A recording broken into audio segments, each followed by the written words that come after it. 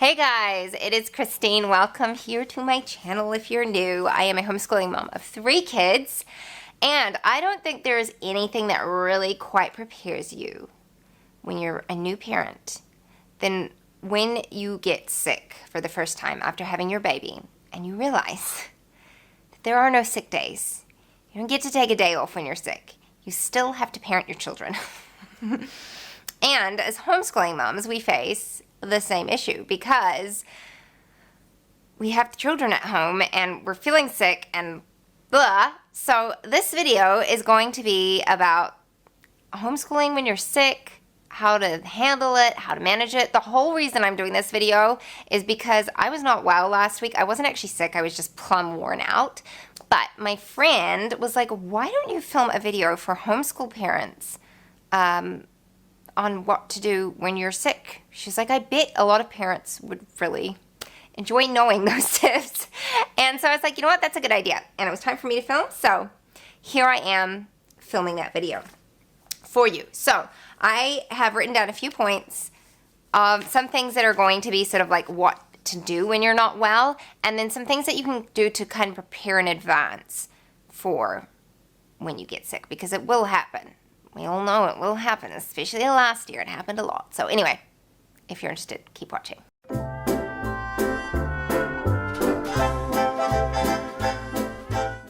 So yes, last year, I actually wasn't sick a lot last year. I think I only got sick twice, but everyone else in my family got sick so many times that I played nurse like the entire year. I was very over it by the end of last year, and I have to be truthful. I'm kind of dreading going into winter this year. I'm really, like, the anxiety is there. And I just have to pray through it because I'm like, the sickness is just horrible and isolating. And I feel like this is very a post-you-know-what thing that happened in 2020.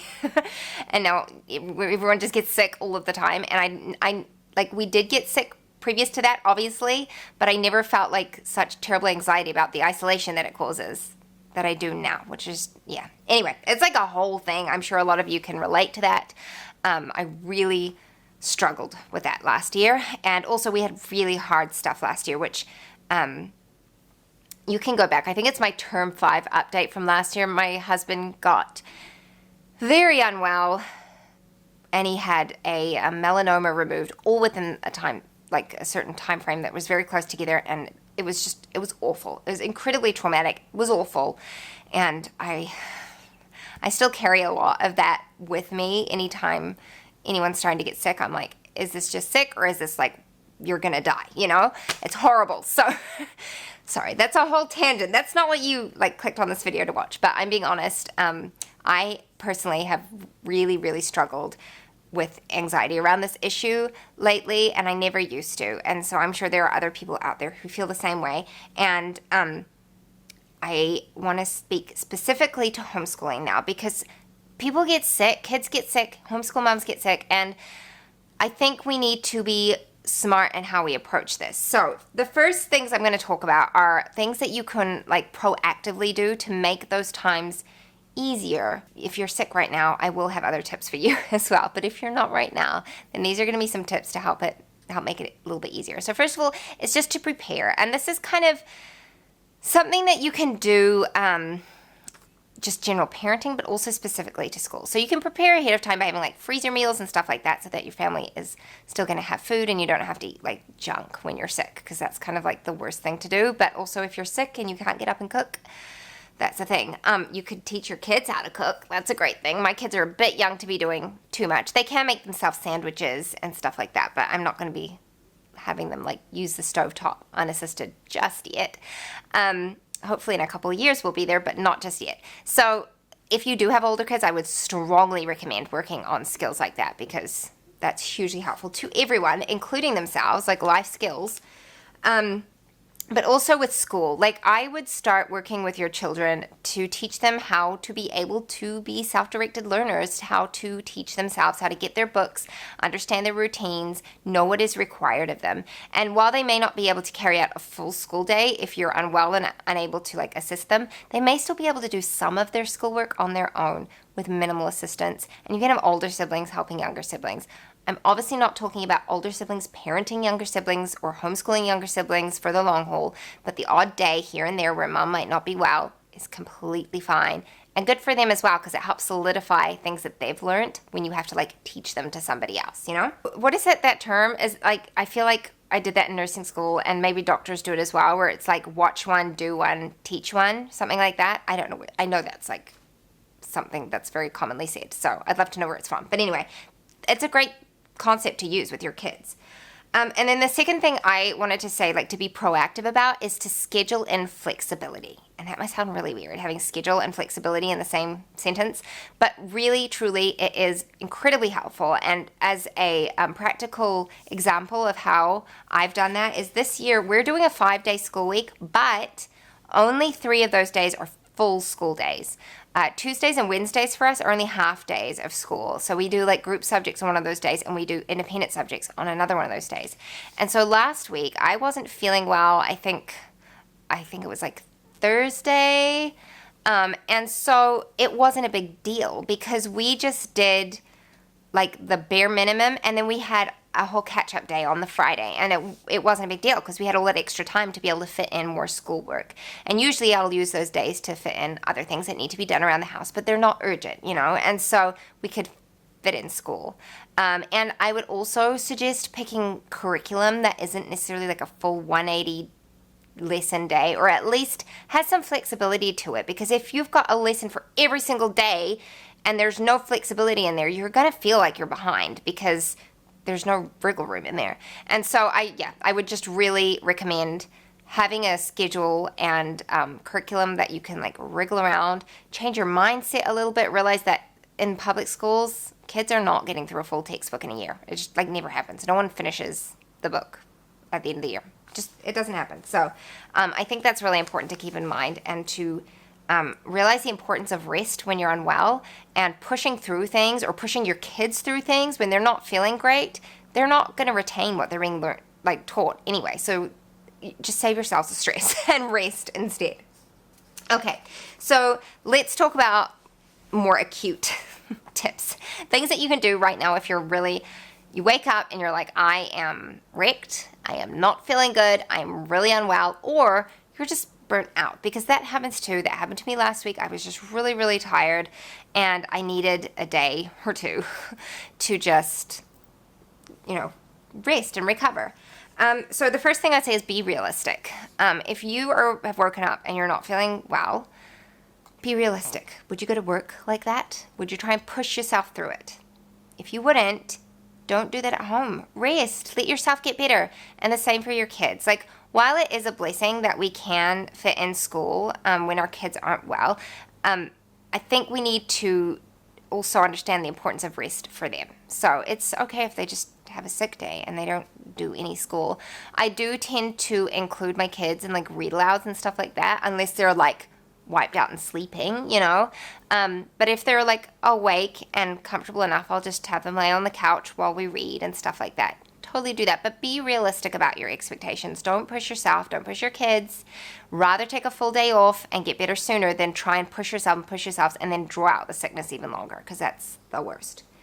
Like I said, evaluate what is important. So with your school, is there anything in there where it's going to be catastrophic if you skip it for one day? And I would just say that probably not. Like, probably none of the subjects, it's going to be terrible if you skip a day, even if you skipped a couple of days. But if it is something that's really important to you, or you feel like you're going to fall behind or whatever, just do the very important things with your kids. So say you're the one who's not feeling well and you really, really, really want to do specific subjects with your kids and you don't want to get behind on those, then just do those. Don't do all the other things, the added, the extra. Just do the bare minimum. let's say that you're so sick that there is no way school is going to be done in its traditional aspect. You cannot do your normal stuff. You're exhausted. So here are some tips for having an educational day with your kids and also keeping them occupied, because while it might sound good to be like, okay, we're not going to homeschool today because mom's not feeling well, you still have children who can get up to no good if they don't have some sort of rhythm or schedule to their day. And I don't mean like strict schedule, but sort of like a rhythm to their day. And so it can be helpful to just have things to pull from to keep them entertained and occupied. One is books. Maybe you can still read to them. Maybe you could have an older sibling read aloud to the family. That's a really good idea. Or audiobooks. Get audiobooks from the library, online. You know, there's all sorts of places you can get audiobooks now. Get a couple of those, sit down, have everyone have a quiet activity, maybe a puzzle, Legos, whatever. Just have it be quiet so you can rest and they're listening and they're learning. And then you could have them just tell you what they learned from the story. So there we go. Play games. So this is another really simple one. Just pull out some board games. Monopoly, Game of Life, Uno. Like there's like so many different games that you could have for your kids.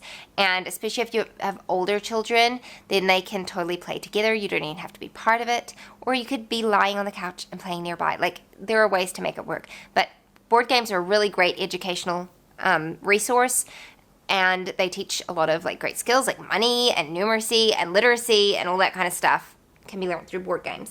Then there are documentaries. Of course, put on a documentary. Documentaries are a really great way of just being able to chill and letting your kids be quiet and still, but also learning. And a fun way of doing it is picking something that you have specifically been studying. So say you've been studying something in science or history, finding a documentary on that and then having your kids watch that, because it really does help like solidify things that they have heard or, you know, you've been talking about, and then they can see it and hear it again. It's another really great way of them sort of being able to connect the dots. My kids have done that in the past and it's been really cool to see. So that is something to bear in mind. Documentaries are great. And then the last point I'm just going to say is just chill. Like just rest, because we don't view rest as productive, and yet it is super productive. Like think about it. If you don't rest enough, you're like a useless human being. We just are. We're turning into emotional, irrational, angry human beings when we do not get enough rest. We cannot think straight. Like sleep deprivation is not only a form of torture, you can literally die of it. So I think it's super important that we show our children a good example by resting when our bodies need rest and understanding that that's okay. And it's also okay to have a rest day when you're just really tired. Like if you are just worn out and there is no rest in sight, if you can take it, take the day and rest. Let's have a movie day. Watch movies that are completely not educational. It is okay. Your kids will survive. You will feel better for it. And you'll get through it. I do know it's really tough, and it can get very frustrating, especially when you get a bug in the house and one kid gets it and then they're starting to get better, but your school is interrupted because of it. And then another kid gets it, and so your school's interrupted. And then it just goes and goes and goes. And then like 2 weeks later, you know, it is hard. I get that. Last year was really frustrating in that sense, and a struggle. And there are days when you just do not want to get out of bed, but you need to. So I do get it. And I hope that these tips are helpful. I hope that they'll benefit you and just give you maybe just not the excuse, but the permission to rest when you need it, because it is tough. And this is just on my mind because, like I say, we're going into that season and I'm like, oh, it's hard. And I think a lot of these tips can also be applied to different things like grief, for instance. You know, when it's coming up on 2 years since I had a loss, I had a miscarriage, and that was a really, really difficult time for me. And it was very difficult to school or to do much of anything. I needed that time to process. And so I think that a lot of these tips can be applied to that as well. You know, school doesn't necessarily have to look the same. It can look different for seasons, and it's fine. It's just a season. everything is just a season. I wish I could learn that more, because we get stuck in these like hard moments and we're just like, this is going to be like this forever and it's awful. But the reality is it's not. And there's usually a really good lesson we could be learning from that time, especially as Christians. If you share the same faith, you'll understand, these things are there for a reason, and there's always something good to come of it, even if we can't see it right here and now. There is. We have to trust in that. So anyway, I hope that this was helpful to you and a blessing and an encouragement. Do feel free to share your tips down in the comments below. And any questions you have for me, leave down there. I will see you in the next video. Bye-bye. What if the world had more of your smile? What if the wind could spread your love? What if your sweetness could reach everyone? There'd be no wars,